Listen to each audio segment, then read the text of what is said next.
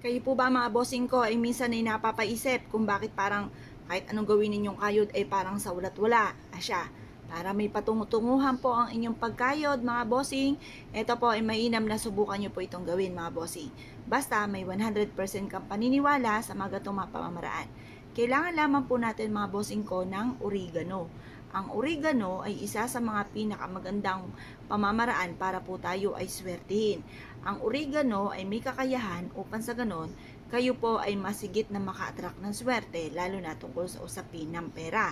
At ganoon din po mga bossing ko ang ating barya, ito po ay nagtatawag ng swerte. Kaya sinasabing ang bilog ay swerte dahil inihahalin tulad po yan sa barya para mabilis tayong maka-attract ng swerte sa pera.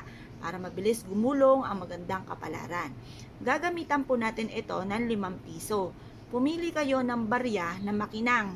Ayan po, yung pong bagong-bagong barya po natin. Ngayon po mga bossing, huhugasan nyo muna itong ating barya. Pagtapos, ibibilad nyo ito sa sinag ng araw. Huwag nyo po siyang tutuyuin. Hayaan siya kusang matuyo. Kapag natuyo na yan, pwede na natin gamiting pampaswerte. At ganoon din syempre yung ating oregano. Ang oregano, yung aroma po niyan, mabango po yan eh. Yan po ay hindi lang for healing, hindi lang yan para sa ubo. Yan po mga bossing ko ay makakatulong para makatawag ng swerte at makapagtaboy ng kamalasan. Proven po ang ating oregano, basta't may 100% kang paniniwala. Ang gagawin nyo lamang po mga bossing ko, ilalagay nyo po ito dyan sa gitna. Pagkatapos, magwi-wish ka sa may silangan ng 6:30 or kaya po'y alas 7. Halimbawa ay ganito. Halimbawa, meron kayong negosyo. Sa aking negosyo ay dito na ako yayaman. Or kaya po sa tinatayaan kang numero, dito na ako mananalo ng jackpot. Or kaya may karamdaman kayo, sabihin niyo po dito, gumaling na kayo at hindi na kayo magkaroon pa ng karamdaman. Basta lahat ng kahilingan ninyo, walang gamit na sana, direct to the point. Labis-labisin nyo na dahil wala naman pong bayad ang kahilingan. Lubos-lubusin nyo na ang inyo pong mga wishes. Pagtapos po niya mga bossing ko, sabihin nyo sa pamamagitan nito, yayaman ako at magtatagumpay lahat ang mga pangarap ko ay matutupad. Ibilad nyo po siya sa sinag po ng araw, mga bossing, hanggang alas 8. Pwede nyo siyang gawin, ngayon din po, halimbawa ngayong araw na ito, gusto nyo siyang gawin, gawin nyo na po siya.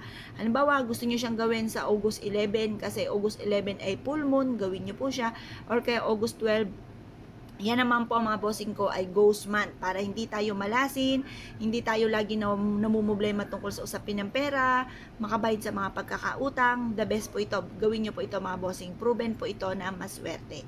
Ngayon po mga bossing, kung kayo po ay isa sa mga gagawa ng ganito, lubos-lubusin nyo na kahilingan. Pagtapos sa alas 8 ng umaga, tupiin nyo po ito at ilagay sa inyo pong bag or sa inyo pong pitaka. Tupiin nyo lang po siya mga bossing at isiksik sa inyo pong pitaka.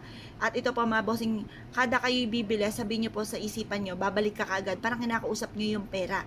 Tapos yung pitaka po ninyo, kayo po mga bossing ko, sabihin nyo, ang aking pitakang ito ay mapuputos sa dami ng pera na darating sa akin. Yung ganun po mga bossing. Basta lagi nyo pong positive ka lamang, lagi nyo sasabihin, maraming pera ang darating sa akin, matutupad lahat ang mga kahilingan. Matutupad po yan mga bossing. Proven po yan na maswerte. Ngayon po mga bossing, kung kayo po naniniwala sa mga pamamaraan at nais po itong gawin, lumarga po kayo, proven po ito at subok na ito po isa sa mga magdadala sa inyo ng swerte tagumpay sa buhay bukod sa sipag at tiyaga mga bossing. Kung kayo po naniniwala mga bossing at nais po itong gawin mga bossing, lumarga po kayo at subukan nyo po ito. Yun na po mga bossing, salamat po!